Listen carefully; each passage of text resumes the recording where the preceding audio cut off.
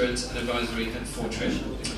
We're delighted to welcome Keith Swanson, Manager of Incident Handling and Forensics at Allstate. We're very pleased to welcome Dara Gibson, Senior Manager of Cyber Insurance Services at Octave, and also MSS Phoenix. Nathan Taylor, Senior Director Enterprise Security Solutions SourcePass, and Franklin Jackson, CIO at Cybercatch. We've got at least a couple of friends from Colorado here and California on the stage, as well as Arizona, so it's a nice mixture. Also, great testament to some of the virtual series that many of you have been very kindly supporting. It's been great to have these fine people on lots of virtual panels, and it's lovely to have you all in person. Same was actually true of Joshua. I met Joshua at the MSS Albuquerque Virtual Forum, and now he very kindly comes and supports us here. But even on the last panel, you noticed something. The last panel was supposed to be the MSS of the future, but what was it about? Well, many things. But compliance. Compliance, very hot topic. And I give credit to Jim Hinsey here, because Jim said, why don't we do a FedRAMP StateRAMP panel? And undoubtedly that will feature in this panel. But then I said, well, why don't we expand it to insurance, compliance, and all things GRC? Because it seems a very popular question, and could that be the form for convergence for tomorrow?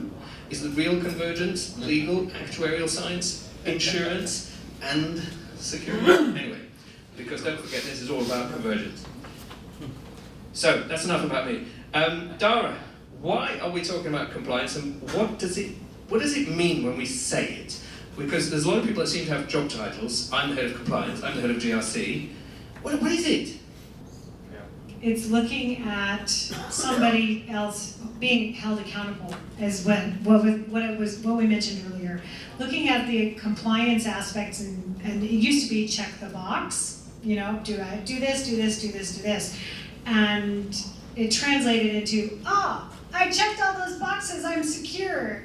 And we went, no, that's not really how that works. So compliance is really looking at fulfilling the obligations to be accountable for something to fill in the blank. Okay. And then I guess, Jim, could it not be, as Dara said, it's just ticking the boxes? Surely that's actually something you need to do. And the opposite is security, because security is making you more secure, and compliance is checking the boxes. Is that not a dividing line? Well, so security is not compliance, right? If you're out checking the boxes, you're not secure. So really, from a compliance standpoint, you are trying to meet a framework, whether that framework is PCI or NIST or whatever you're trying to accomplish. The important thing from a organizational stance is to make sure you're looking at your compliance, and you're not just trying to do the checkbox. You're looking at the control objectives, and you're saying, okay, what is it that we're really trying to get to by protecting this particular asset? And what are the risks associated with that asset? And hopefully your CISO is doing some sort of cost justification for all assets. And if he's not, then make sure he gets that risk registry together and he's got that. But that's my take on it, is that, right, if you really want to be secure, and at the end of the day you want to have a better security posture, compliance is a framework to help you get there, as long as you're following the control objectives and not just going through the motions of, I've checked the box, I'm compliant. Okay, because, I guess, Franklin, is it possible to be compliant? I know that's a weird question, but is compliance a thing that you can be? Apologize for my dress today. I thought I'd take the California casual. I just apologize for that. The answer is typically no, that you can't be compliant. And I heard a couple different things already, right? So as we walk kind of across that framework, right? So there's governance, risk, compliance, and legal, right? Those are the things that are going to make up a security program, and how we obtain to that, right? So when we go out and we talk about building a program and we want to be compliant with that program, we need to put all those pieces together. So we're not going to start with building the chimney. We're going to build the foundation first. And that's when we go out and look at PCI. What do we need to be legal and regulatory, or the compliance standards based off of what framework, whether it's program framework of NIST, and then those control frameworks that come with it, and then we work through those different modules, right? Whether it's risk, governance, identity access management, whatever it is that you're looking for and going through. And that's a check the box exercise based off of the maturity of your organization. Okay, and I guess it's something we're striving towards, but then it does matter then, Keith, doesn't it? It matters at some stage. Well, yeah, because there has to be a combination between GRC and operations. And GRC is always there to make sure that operations are going nuts and pulling our hair out, but you have to make that partnership, and you have to teach them what those checkboxes equate to on a daily operations basis. One of the funnest things I get to do every now and then is I get to pull in GRC people, make them work with my SOC analysts and my forensic guys, and say, okay, your little checkbox here, this is what this means in real life. And that kind of combination is rare, and I've had to force that. It wasn't easy. But it's been very fruitful to the GRC people, because now they're like, wait a minute. Just today, before I came down today, so we said, well, what about, do you guys have ingest threat intel for this company? Well, this is a GRC person, so I better ask them what the hell they mean by threat intel. Because my definition of operations is different than a GRC definition. So once we get on that same speaking range, that's where you start to make it into something that is somewhat compliant and somewhat secure, and you generate that what's important. Okay, the important thing is we're taking care of business that meets those check boxes, but yet is actually feasible. You know, because there's some of those check boxes you're going, yeah, right. You know, this is not going to happen. All right. So I appreciate that, and I appreciate that GRC folks need to get a lot of operational hands-on experience and convergence. I'll just throw it in as a word because why not? But Nathan, you very kindly have made a lot of presentations on insurance. What has that done to the whole compliance piece? Because we've heard of insurers paying out and then saying, actually, can I have my money back? Because you cannot prove it's not a state actor. So what has it done? I think insurance is a really interesting driver of change in the IT industry, because they're suffering at the ends of security incidents, right? One way or the other, and they're highly motivated to address risk. We talk about GRC, all these variables, but the insurance company really comes down to they don't want to pay out. They want to win the equation they're playing, right? They want to insure enough people at a level where they're in the end going to make money over the average at a certain level. So they're trying to find ways to quantify and control that risk. And so I think they're driving, especially in the SMB space, a ton of change because they're raising their requirements quickly. Now, is that compliance? Not generally. There's very little to do with compliance. It's more about real life application security, but it's coming down to the same conversation though of can you prove it? Okay, you filled out that insurance questionnaire and you said you did all these things, you checked all the boxes. So you have that compliance to that, whatever that insurance questionnaire, that poorly written insurance questionnaire says. You checked all the boxes, but did you actually do any of the work? And if we can prove you didn't, we're not paying. I mean, in the end, it's hopefully driving everybody on the equation to actually address the risk. Because both sides are playing for the same end goal, which is to not have that risk, that data loss, or whatever the incident is we're trying to avoid. But Nathan, and I'll come to the audience in just a moment, but Nathan, it just occurs to me, maybe, and this is me saying it because I'm not an MSP, so I can say it, maybe MSPs should just get insurance that just won't pay out, but it makes them compliant, and the understanding that their reputation would be so shredded that no amount of payout would do anything. So just get the insurance, tick the box. There we go. I know nobody can comment. Anyway, David. Yeah, I think what I see in the industry, the other challenge is there's no convergence or agreement between the agencies on what minimum controls you need on the policies. They're all over the place. One saying you need these 10 controls, one says you need these 17, one says you can stick to these basic 5, you're good, endpoint encryption, blah, blah, blah. So there needs to be a standardization too. Please. Absolutely, absolutely. And what you, I mean, just in the conversations today, we talked about the SEC, 4 days, right? State of Arizona, 45 days. So from an insurance perspective, if you're an insurer, okay, oh, I'm sorry. I'm not used to having a mic. My guys will work for me looking for pictures of this on the internet tomorrow. But you've got people who are setting regulations and standards that are completely different at different levels. And when you talk about convergence, that's the kind of convergence that we need to start pushing for. It's like, okay, wait a minute. Okay, we got GDPR, which is what, 48 hours? I can't even tell you what the hell's happening in 48 hours. You've got the SEC that's looking at 4 days. Yeah, good luck with 4 days. The state of Arizona, if I can't tell you in 45 days, that's my fault, right?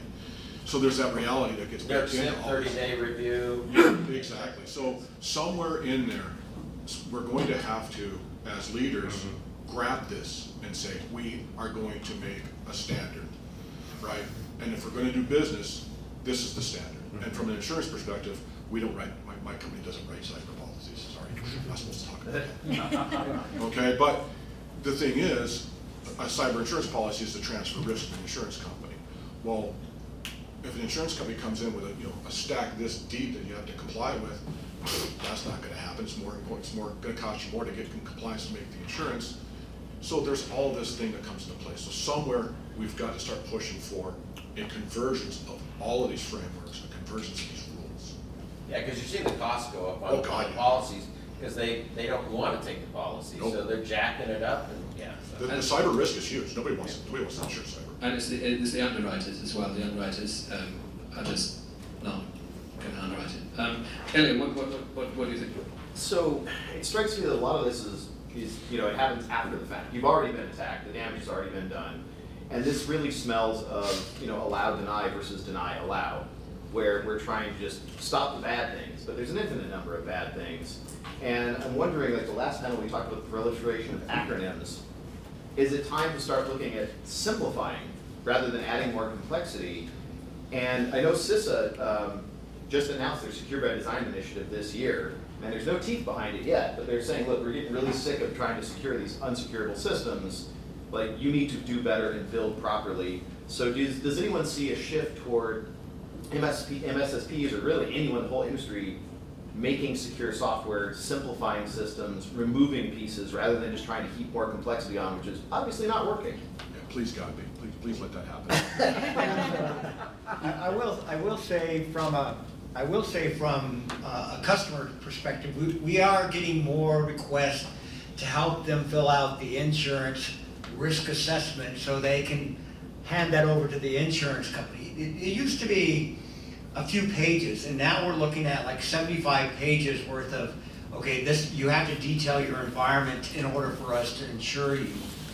But from a complexity standpoint, we also are seeing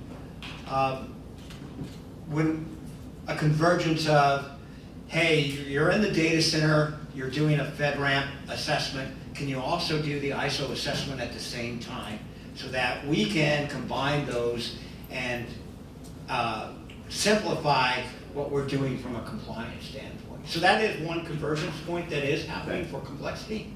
And we are getting more requests to bring in additional expertise at the same time.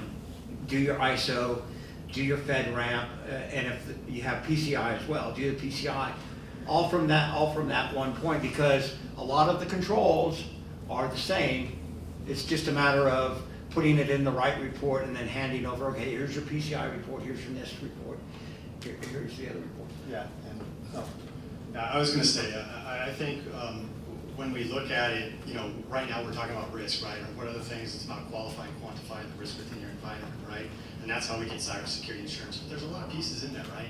When we actually start qualifying, quantifying based off our risk appetite, we then start building out that security operations, prevent, detect, and response side, right? When we start talking about MSSPs, that all goes back to governance, right? It's all about choosing that framework, how you apply that framework, right? So PCI, HIPAA, NERC, all those things have pieces or domains of those programmatical frameworks.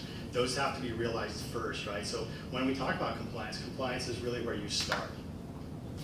With compliance, you then go through your risk and your governance and your legal requirements. then you can start actually looking at building out that physical infrastructure of what you're going to do and actually qualify and quantify. Do I need Proofpoint as an email protection? Maybe I do, maybe I don't. But that's based off the risk of the organization, right? It's a business unit. It's the same as marketing, sales, and you should have a budget for that, and that should build.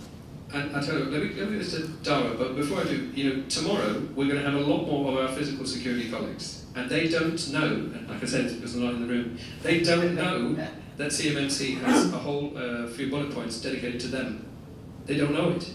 Ask them about CMMC, and they might be like, oh, that might be something cyber related. But yet, they could get you in trouble, which brings us to our initial panel, who should lead, and should we have the CSO under the CIO, and anyway, lots of questions.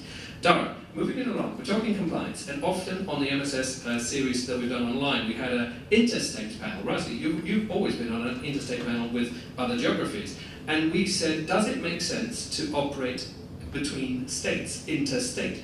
Is compliance a hurdle to MSS success? Because one MSSP might say, do you know what, Wyoming, I don't like their regimen for compliance, I'm not going to do business there. Is compliance enough of a business hurdle? Well, I think the title is the 50 United States of America, but we are making sure we have 50 individual cybersecurity laws, 50 individual privacy laws, 50 individual, frameworks. We mentioned CMMC, NIST, PCI. In a real rosy-colored world, if we all just simplified it and said, you know what, let's develop it properly from the first round, create an overwhelming, framework that builds in the compliance, because the compliance is the what, the framework is the how, and the who are the people. We're still human beings, the seat between the keyboard and the threat actors, we're the human beings, and so we've got to build in all of the above. And so it would seem to me that when I take over the world, Next weekend. we will be able to have one comprehensive program that starts with building it in the appropriate manner rather than making it complex in the end. That means common sense, and in a majority of the public, that's just out the door. So an interesting fact here is that state ramp, right, has been trying to coordinate across all of the states, and of course Texas comes in, and of course Texas, being independent, is like, hey, we're going to have Texas ramp, and a lot of what Texas ramp does, what a lot of state ramp does, which is a lot of what FedRAMP does. But there are some, Texas has thrown in some requirements for, if it's Texas voter, data, it can't leave the state. Arizona doesn't have that, our voter data doesn't have that. So it's really interesting because there's this mentality that, hey, our state ramp is Texas state ramp, and that's the one we have to comply with. So I don't know if that, from a human, fallacy perspective, if that can be cured or not. I just, both of the responses there, all this conversation, anyone heard of Earl Wiener's Laws of Aviation Safety Design, Law 29? Whenever you solve a problem, you usually create another one. You can only hope that the one you created is less critical than the one you solved. That's right. Yeah, with Texas, they even have their own, you talk about the electrical grid, you have agencies. West Coast, East Coast, ERCOT, Reliability Council of Texas, they control their own electrical grids. They're very proud of their lack of independence. How'd that work out a couple years ago? Blockchain, there you go. They have a blockchain council at the state level. All right. No, I like this, and we do have colleagues from Texas tomorrow, and maybe today. Good special signs so we can make fun of them. But what I would implore you to do is find a corporate security colleague tomorrow and say, hey, you know that you're involved. You know that you're part of this. Because part of the convergence, and the reason we have compliance, is to say, executive protection might seem a bit far-fetched, but yet you could really mess up my compliance program. ... So, all right. From a convergence perspective, right, it really is up to the the person doling out the money for compliance, right? It's up to them to say, and we've had customers do this, hey, you know, we've got ISO, we've got PCI, we've got FedRAMP. We need to get those on a common spreadsheet and work it down that way. And that's how the convergence is happening at an individual business perspective. At an industry perspective, I think every industry wants to keep their own. PCI wants to be their own. NIST wants to be their own. Even Canada, with Canada cybersecurity, right? They adopted some of the NIST framework, but you don't want to talk FedRAMP with them because they're like, oh, we invented that. So it's just interesting. Okay. To be fair, PCI is contractual, so it's a big difference. Okay. Do you know what? I think I want to go to Nathan next. I want to shake him up. Nathan, I wrote down, and you know, it's a bit of a gamble just reading off the page, GRC versus insurance, or insurance as GRC. What were we talking about on the pre-conference call? I think we were sort of alluding to insurance being the GRC as opposed to fulfilling the requirements. Yeah, it's an interesting equation. I was thinking about this conversation on the way here, and I wonder if we're headed towards a world like the accounting world, where you as a business can do whatever you want with your books, but there's two places that are going to get you in trouble with what you do with your books. One is if you cross the tax man, he'll come get you. But if you got a small business and you don't piss off the tax man, you can do some insane things. I mean, we've all seen those companies. But it gets a little sticky when you go to get a loan or you go to sell your business. All of a sudden you need audited financials, right? You're not going to get a couple $1 million from your bank unless they trust your financials. Now you can still hide stuff from that, etc. But I got a buddy who's a forensic CFO, and he goes in and he cleans up people's books, and sometimes he has to go back 5-10 years and redo books to get them to pass an audit, because you can't go bankrupt without having passed auditable records, right? I mean, you have to fix these problems before any major events. And I wonder if we're moving towards that I come from the SMB space, where how do you prove that this little 30-person company is worthy of the insurance? And the questionnaire with poorly written questions on it was how they vetted themselves. There's more regulation about overcutting hair than there's over being a CTO of an MSP. I have to go pass a test. I can be a CTO of an MSP because I've worked there the longest. Isn't that the whole reason CMMC came about? NIST 800-171, check the box, self-attestation. They weren't doing the things that they say they're doing, and government says, no, now we need third-party validation. You're actually doing the 110 controls. So, and I heard a conversation earlier of like, well, if the MSS is also the MSSP, or the MSP is also the MSSP, like who's watching the watchers? Who's the one auditing that? And I'm wondering if we're headed towards that someday of what's the way to validate that the small business or the service provider are doing secure things, and so they can vouch for themselves. Because somebody talked to 175 questionnaire. Some of my small businesses get dozens of those a year. The operational costs to fill out these questionnaires that all ask it differently, are all trying to address risk, whether it's in a third-party provider or a data storage. I think we are headed towards some level of how do I, as a small business, attest to my security, and can I use that when I'm talking to an insurance company, when I'm talking to my bank, when I'm talking to my subcontractors or the people who I'm subcontracting with.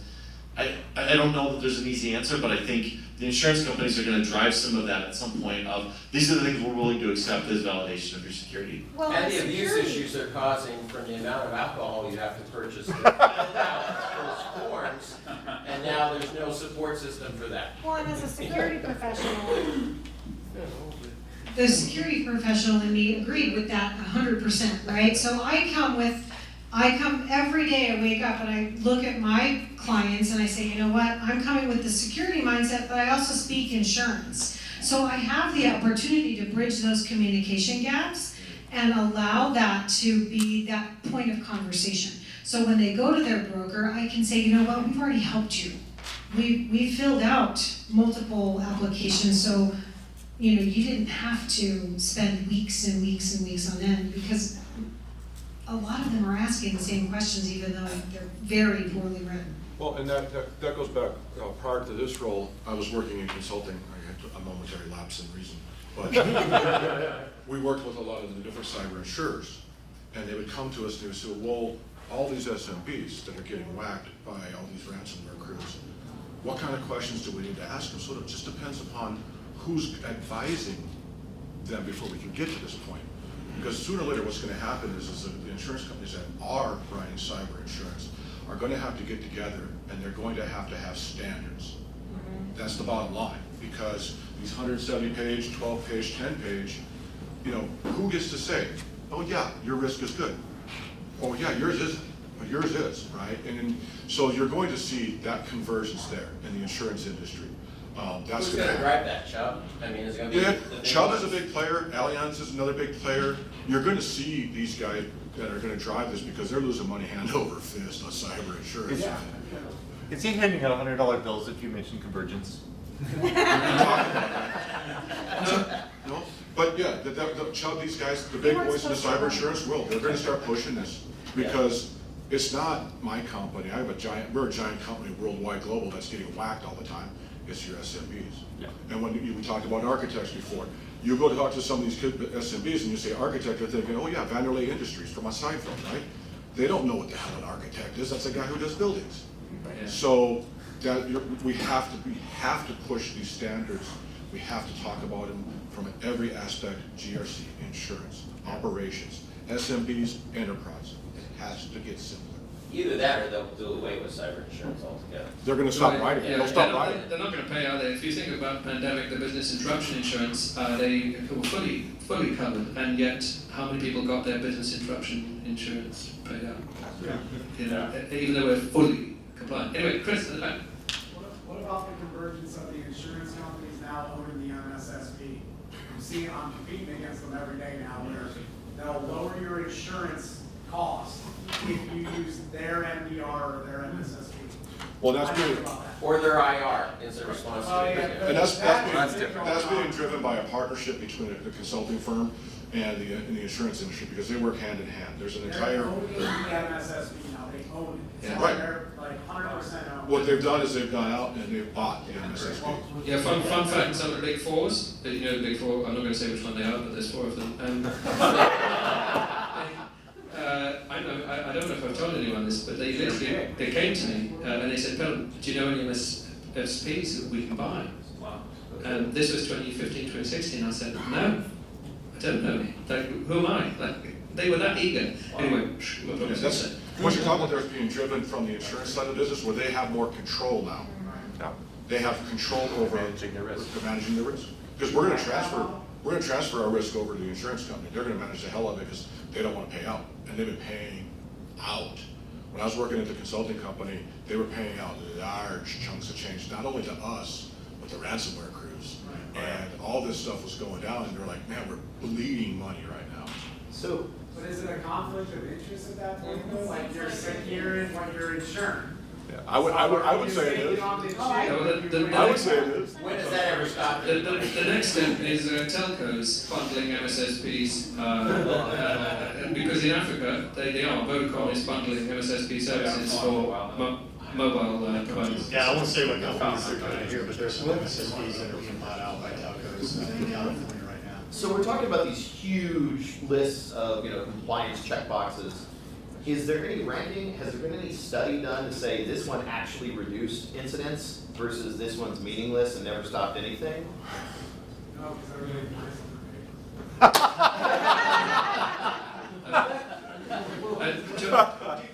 Joshua, did you have a point? Oh, some questions about grabbing the podcast URL. It went by a little too quick with two little contrasts. Ah, fantastic. Okay, good. And yes, please do tweet about everything you've heard here today. Not tweet, whatever it's called. Have to exit. Exit. And this is in fact my other hand. Because tomorrow we've got physical security colleagues, so please do go up to them and say, you are part of me. No. You gotta search. It's available on every good Spotify thing. But good, okay. So our compliance panel, thank you very much. I think it really squarely fits into and do meet up with all of our wonderful panelists because they've come across from all sorts of places and it's very important to follow.